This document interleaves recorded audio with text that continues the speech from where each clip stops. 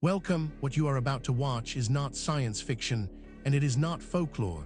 It is a serious investigation into one of history's most compelling unresolved questions, the mystery of the Fuente Magna Bowl, South America's Sumerian connection. Across the world, in universities, research institutes, and field excavations, serious scholars are wrestling with evidence that does not fit the accepted story. Evidence that has been documented, measured, and peer-reviewed, and that still has no satisfying conventional explanation. We are going to look at that evidence carefully, without prejudice in either direction. Not dismissing what is extraordinary, but not accepting it without scrutiny either. The truth, as always, is in the details. Near the shores of Lake Titicaca in Bolivia, the highest navigable lake on Earth, an unusual stone bowl was found in the 1950 on the private estate of a local landowner. The Fuente Magna Bowl is large, about 48 centimeters in diameter, and its interior is inscribed with images that bear striking resemblance to both Tiwanaku pottery art and, more controversially, to Proto-Sumerian cuneiform script. The claim that its markings represent an ancient Sumerian writing system has never been accepted by mainstream archaeologists. But the bowl is real, and the inscription is real, and its meaning is disputed. The Fuente Magna Bowl sits at the intersection of legitimate archaeological inquiry and speculative alternative history. Its most extraordinary claim, that Sumerian seafarers crossed the Atlantic or Pacific and reached the Andean highlands 3,000 to 4,000 years ago, is not supported by mainstream archaeology, but the bowl itself exists, and its inscription has not been definitively explained within a conventional archaeological framework either. This is where our investigation begins. Stay with us, because the further we go into the evidence, the more extraordinary it becomes. The story you think you know is only the surface. Beneath it lies something far more remarkable. Let us begin. Before we examine the specific evidence, we need to step back and understand the context. This case does not exist in isolation. It sits within the wider world of ancient technological anomalies, and to properly evaluate what we are looking at, we need to understand the broader picture that surrounds it. The official story of technological progress follows a reassuring arc. Stone to LS giving way to bronze, bronze to iron, iron to steel, and finally, the Industrial Revolution catapulting humanity into the modern age. In this narrative, each generation inherits a slightly more sophisticated toolkit than the last, and no knowledge is ever truly lost. It is a comfortable story. It is also, in key respects, demonstrably false. History is littered with technological achievements that appeared centuries before their supposed invention, vanished after the cultures that created them collapsed, and were reinvented, often with great difficulty, by later civilizations who had no idea the knowledge had ever existed. Roman concrete was stronger and more durable than most modern concrete, and was not matched again until the 21st century. Greek fire, the incendiary weapon that protected the Byzantine Empire for centuries, has never been fully reproduced. Damascus steel, capable of holding an edge that modern metallurgists struggle to replicate, disappeared with the craftsmen who made it. These are not myths. They are documented historical losses of genuine technical knowledge.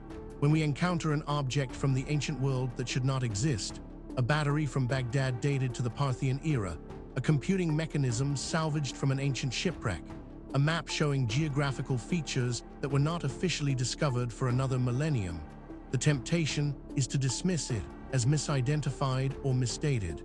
That dismissal is sometimes warranted. But when such objects accumulate, when the pattern becomes too consistent to ignore, the honest response is to ask whether our model of ancient capability is simply wrong. This context matters because it tells us something important. What we are about to investigate is not an isolated curiosity.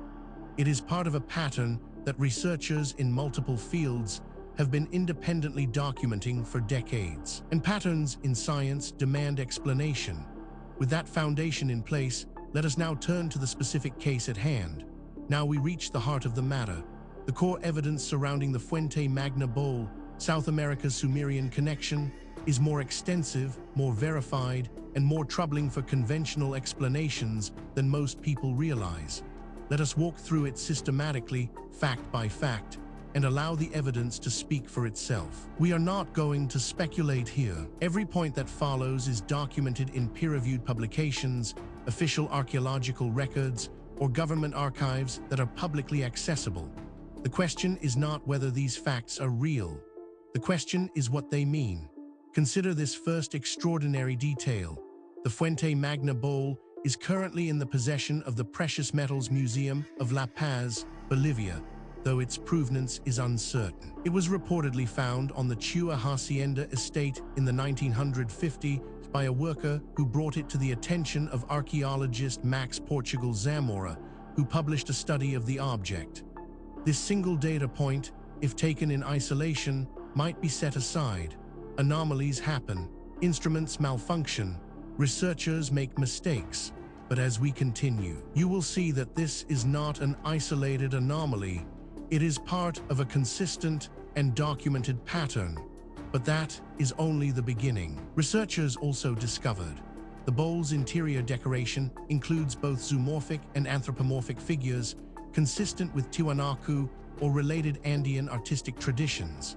The exterior and rim bear a series of signs that the Bolivian archaeologist described as unknown, but that alternative history researcher Bernardo Bayados and Sumerian scholar Clyde Winters have interpreted as proto-cuneiform or Proto-Sumerian script.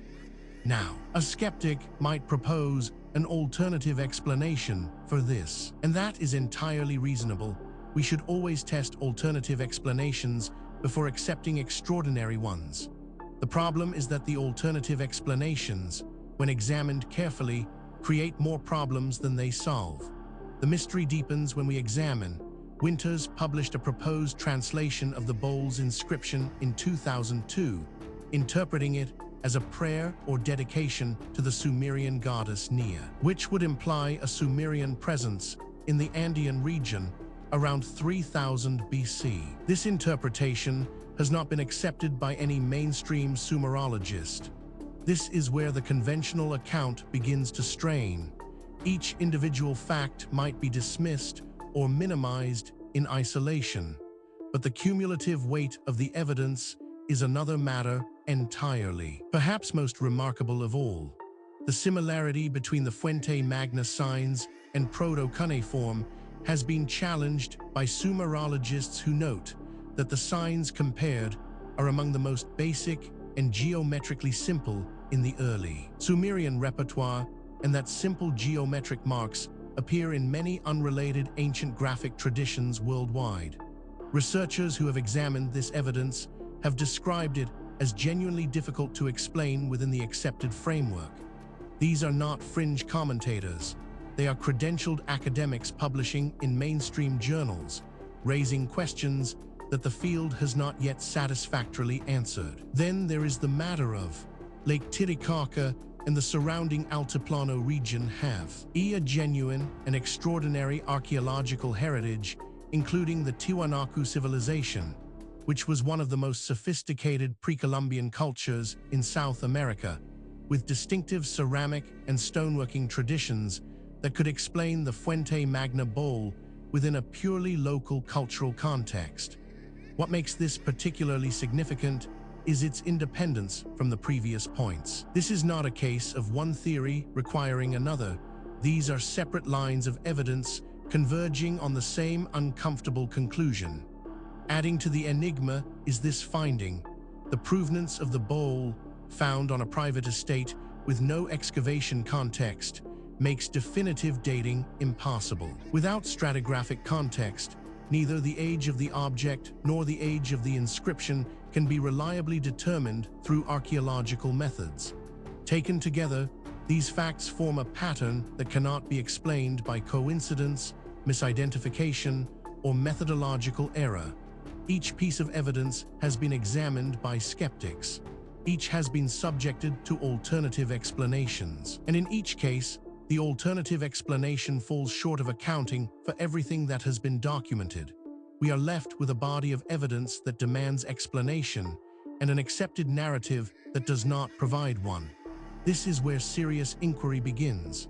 Now that we have established the evidence, we need to examine the theories that researchers have proposed to explain the Fuente Magna Bowl, South America's Sumerian connection. This is where the debate becomes most intense, because the theories reflect not just different interpretations of the same evidence, but fundamentally different assumptions about what is possible and what the past looked like. Understanding these theories is not just an academic exercise. Each one has been championed by serious researchers with genuine credentials, and each one captures something that the others miss. The truth, if it is ever established, will likely draw on elements of several. The first major explanation proposed by researchers holds that the Fuente Magna Bowl is a product of the Tiwanaku culture or a related Andean tradition, and the inscription is either a variant of Andean graphic conventions, an undeciphered local script, or a series of marks whose meaning is entirely unrelated to Sumerian. The visual similarity to Proto-Cuneiform is coincidental, resulting from the limited repertoire of simple geometric marks available to any early graphic tradition. This interpretation has significant academic support and is backed by substantial evidence, but it is not without problems. Critics point out that it requires assumptions that go beyond what the evidence strictly supports, and that key predictions of this theory have not been confirmed by subsequent research. It remains contested, and the contest is productive. A rival school of thought argues that the inscription represents early contact between ancient Near Eastern seafarers and the Americas, either direct contact from Sumerian or Phoenician travelers who crossed the Atlantic, or indirect contact through a chain of intermediate cultures. This interpretation requires a dramatic revision of accepted ancient maritime capability and has no corroborating evidence. This theory is controversial, and deliberately so.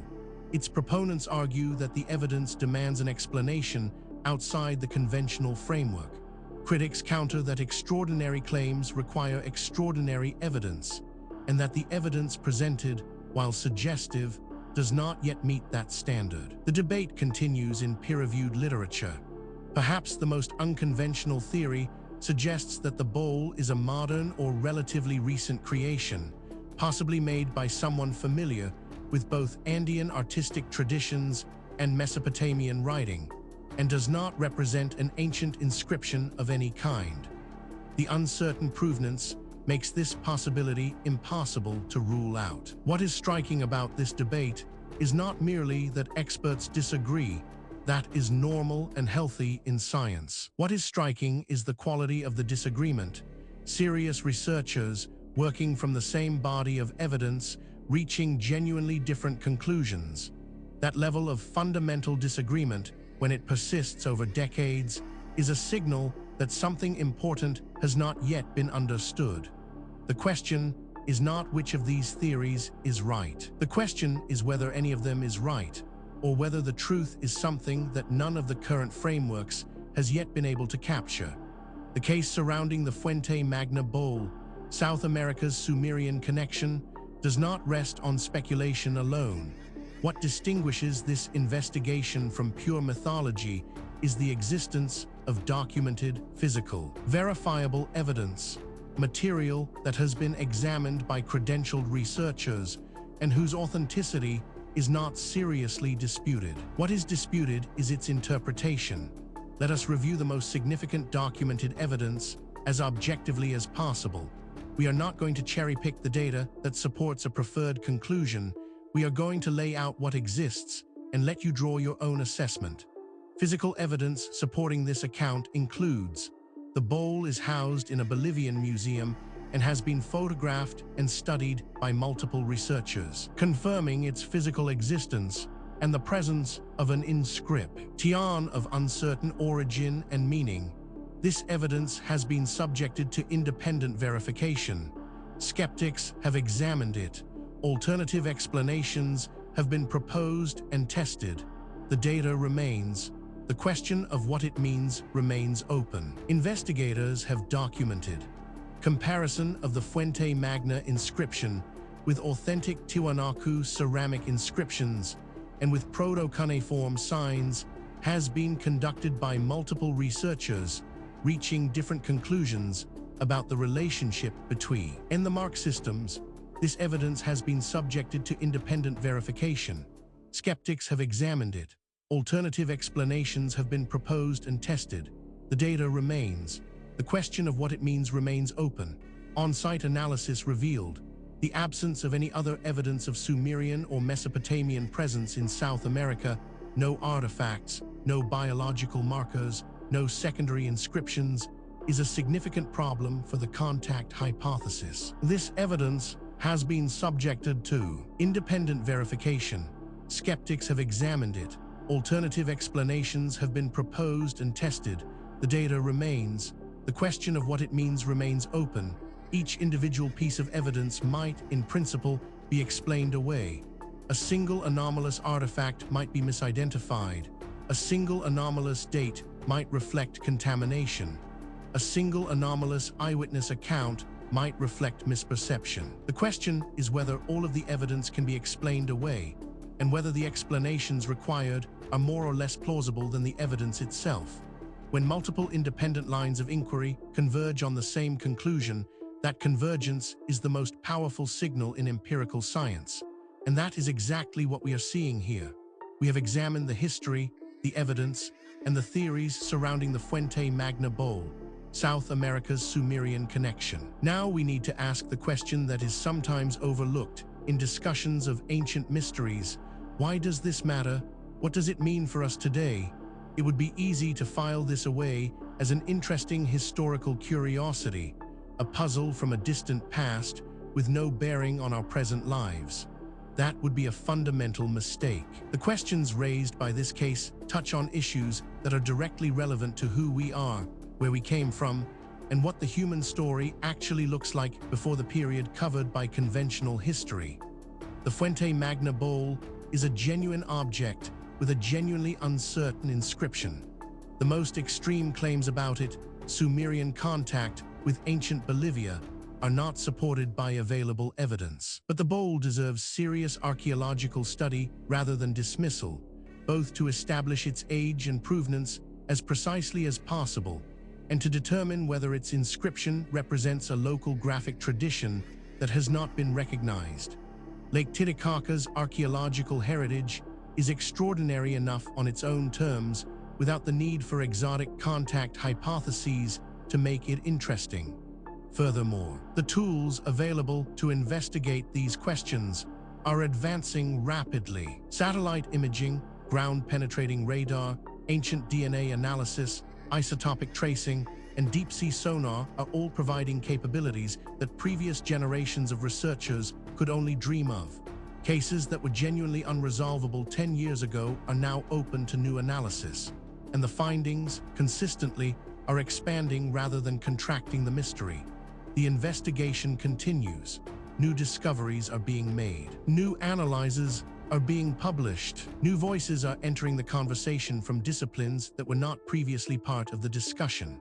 The answers, when they come, and they will not merely solve a historical puzzle. They will force a fundamental revision of assumptions that underpin our entire understanding of human history and human potential. We have now walked through the complete case of the Fuente Magna Bowl, South America's Sumerian connection, from the historical record through the physical evidence, across the competing theories, and into the modern significance of what remains unresolved. What the story of Fuente Magna ultimately reveals is not just a historical puzzle. It is a mirror. It reflects our assumptions back at us, our assumptions about what ancient people were capable of, about how knowledge is gained and lost across the centuries, and about the relationship between what we know and what we merely think we know. The evidence presented in this documentary is real. The questions it raises are genuine. The debate among researchers is ongoing, and that is healthy. Science is not a set of conclusions. It is a process. And the process requires that we remain open to evidence that challenges what we thought we knew, however uncomfortable that challenge might be. If you came to this documentary as a skeptic, we hope the evidence gave you something to think about. If you came as a true believer, we hope the critical examination gave you a more nuanced picture. The truth, as always, lies in the evidence, not in what we want to be true. Thank you for watching. If this investigation sparked your curiosity, please subscribe to the channel. We publish new documentaries every week, covering the full range of historical mysteries that the mainstream has not yet adequately explained. Leave a comment below telling us which case you want us to investigate next. The conversation continues. The investigation never ends.